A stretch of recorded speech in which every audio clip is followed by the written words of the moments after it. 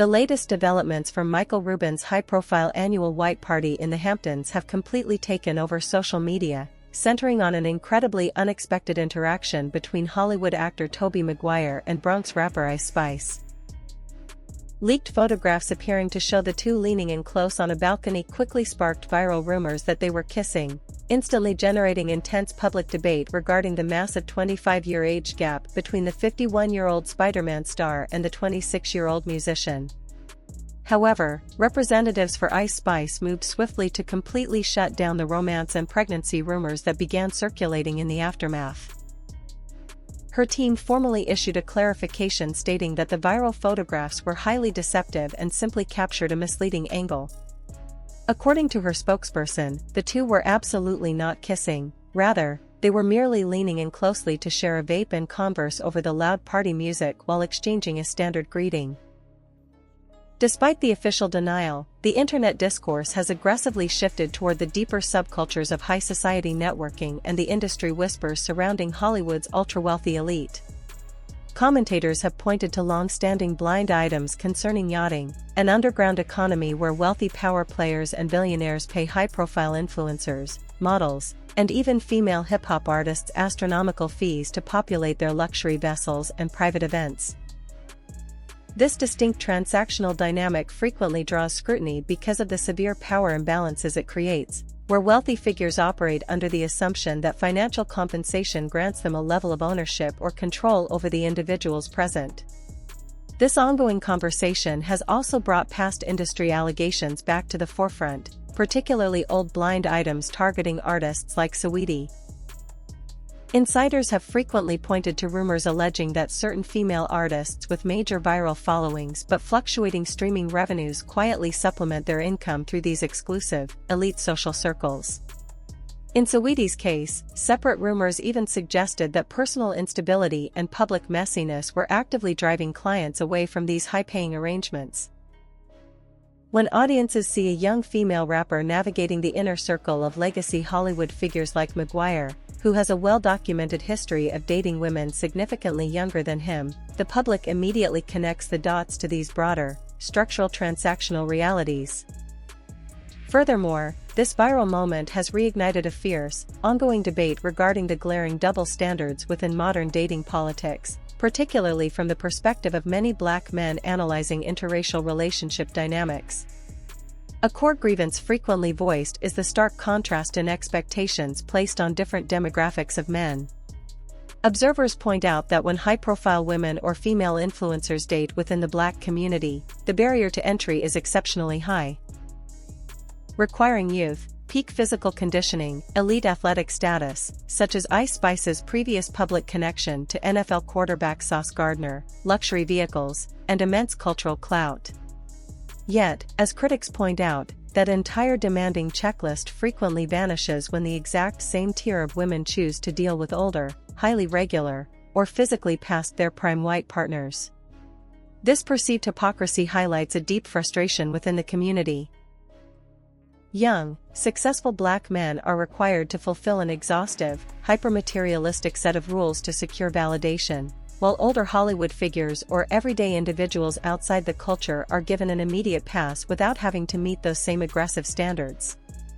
The fallout from the White Party has ultimately exposed a much larger conversation about power, transactional status, and the conflicting rulebooks governing modern celebrity relationships. The question is, there's so much pressure on black men to be such a physical specimen or such a charismatic person or a well-dressed person. And that ain't the case with the white man. But then when black men go and deal with non-black women, they tend not to have any issue. And this was something that I pointed out when I interviewed LGRE when he was in Brazil. He brought the same thing up there, man. For if I find these stuff, I shop at Target. Don't put I get me some Bug Buddy t-shirts. Mickey Mouse shirt. All you see my none of that. They don't want no Gucci. I don't need Gucci. I don't need none of that. And I get no Jordans. I go out there and my new Jordans are the flip-flops. What? He said he could just put on flip-flops, put on a Bugs Bunny shirt, and he's out there. Because one thing I want to say is when you're dealing with black women, and like I said, I ain't the most best dressed person, but let's say for example, cause you know, I was going to move to Atlanta. I don't know if you guys know that, Kevin Samuels had convinced me along with MTR and other content creators, we was going to Atlanta, but he just happened to pass away. So I'm like, man, when I get to Atlanta, Kevin going to have me out here looking like the head of the FBI cause I'ma have to be on point. I can't be around him dusting it up. So, you know, I got to go out there and get me some Tom Ford. You know me, I'm dusty. I just get the cheapest cologne. I don't care. But with him, I'ma have to be in Tom Ford spinning a bag, you know, and that's just, you know, to be looking good. But if you're out there dealing with black women in America, you got to be on point. Black women. I would even say some of the better looking African women, but really black women or black women in America, they going to be on point. That is 100% true. And if you're not on point, they going, as much as they love you, they going to stop you. What are you wearing? Hell no. What? Don't put that. You're not going nowhere with me. Put that, take that off. You know, that's just how sisters are. You know what I'm saying? And you're going to have to get dressed up. Don't wear that shirt. You need to get shaved. I don't like how your haircut is. I mean, like I said, it's all love. Like, I could appreciate that and everything like that. But now, when I'm seeing you over here with these other dudes, you know, non-black, you know, you don't have that mentality because you don't base them based off of what they wear. You look at them for who they are.